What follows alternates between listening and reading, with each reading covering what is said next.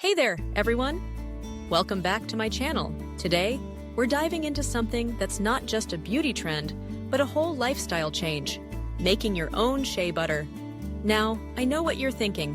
Why should I bother making my own when I can just grab a jar from the store? Trust me, once you see how easy it is and how much better the quality can be, you'll want to jump right in. So, let's get started. First things first, let's talk about what shea butter actually is. It's this amazing natural fat extracted from the nuts of the shea tree, which is native to Africa. It's been used for centuries for its moisturizing properties. And let's be honest, who doesn't want soft, supple skin? Plus, it's packed with vitamins A, E, and F, making it a powerhouse for skin health. So, are you ready to learn how to make your own? Let's break it down step by step. Step 1. Gather your ingredients and tools. You'll need raw shea butter, which you can find at health food stores or online. Look for unrefined shea butter. It's the best quality and retains all those beneficial properties. You'll also need a double boiler or a microwave-safe bowl, a whisk or hand mixer, and some essential oils if you want to add a personal touch. I personally love lavender or eucalyptus for a soothing scent, but you can choose whatever you like. Step 2. Measure out your shea butter. A good starting point is about 1 cup. If you're planning to share your creations with friends or family, you might want to double that amount. Just remember, the more you make, the more you get to enjoy or gift. Now let's move on to step 3. Melting the shea butter. If you're using a double boiler, fill the bottom pot with water and bring it to a gentle simmer. Place your shea butter in the top pot and let it melt slowly. If you're in a hurry, a microwave works too. Just pop it in for about 30 seconds at a time, stirring in between until it's fully melted. You want it to be liquid but not boiling, so keep an eye on it. Step 4. Once your shea butter is melted, it's time to add in any additional oils. This is where you can get creative. Adding a couple of tablespoons of coconut oil or almond oil can enhance the moisturizing properties and give your butter a smoother texture. If you want to keep it super simple, you can skip this step and just enjoy the pure shea butter. But I highly recommend experimenting a bit. Now let's move on to step 5. Adding essential oils. This is totally optional, but it can take your shea butter to the next level. Just a few drops will do.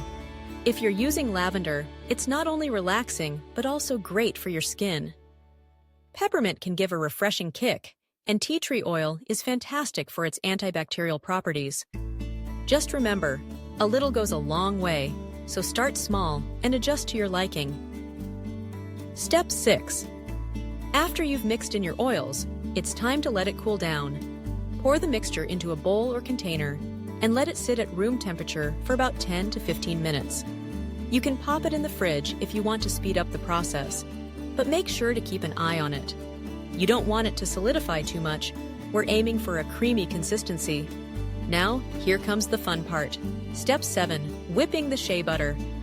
This is where you can really get that light, fluffy texture that feels amazing on your skin. If you have a hand mixer, use that to whip it up for about 5 to 10 minutes until it's nice and airy. If you don't have a mixer, you can use a whisk and get a bit of a workout in. Just keep mixing until you achieve that creamy consistency.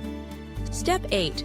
Once you've got that gorgeous whipped texture, it's time to transfer your shea butter into containers. You can use glass jars, plastic containers, or even old lotion jars. Get creative. Just make sure they're clean and dry before you fill them up. And here's the best part. Step 9. Storage. Your homemade shea butter can last for several months if stored properly. Keep it in a cool, dry place away from direct sunlight. If you live in a warmer climate, you might want to keep it in the fridge to maintain that perfect texture. Now, let's talk about how to use your shea butter. This stuff is incredibly versatile. You can use it as a moisturizer for your face, body, and even your hair. It's fantastic for dry patches, chapped lips, and even as a natural remedy for minor skin irritations. Just take a small amount, warm it between your hands, and apply it wherever you need some hydration. And here's a little tip. If you're into DIY beauty products, You can use your shea butter as a base for homemade lotions, lip balms, or even body scrubs. The possibilities are endless. So there you have it, a simple step-by-step guide to making your own shea butter. Not only will you be able to enjoy the benefits of this amazing product, but you'll also know exactly what's in it. No more mystery ingredients or chemical additives. If you enjoyed this video, please give it a thumbs up and subscribe for more DIY beauty tips and tricks. And don't forget to share your shea butter creations with me in the comments below. I can't wait to see what you come up with. Happy crafting, everyone!